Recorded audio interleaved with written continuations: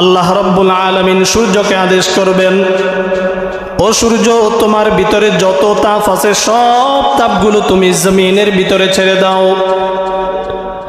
বর্তমান সময়ে সূর্যের যেগুলোর ভিতরে তাপ বেশি সেগুলো আল্লাহ উপরে দিয়ে রাখছেন। হাসরের ময়দানে আল্লাহ আদেশ করবেন, তোমার ভিতরে যত তাপ আছে, যত গরম আছে সবগুলো ছেড়ে দাও।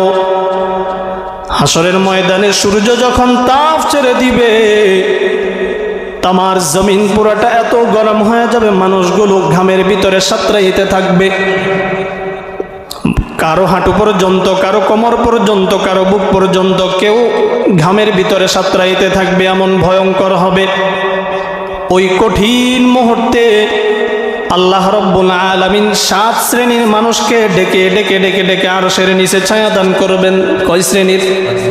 7 শ্রেণীর মানুষ।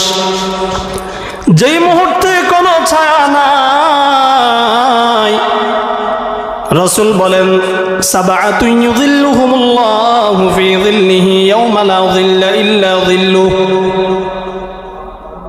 যেই মুহূর্তে কোনো কিছুর ছায়া নাই, মানুষ একটু ছায়ার জন্য পাগল প্রায় হয়ে যাবে। সূর্যের এমন তাপ,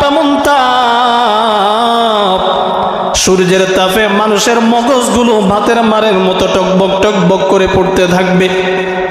ওই কঠিন মুহূর্তে কোনো ছায়া নাই।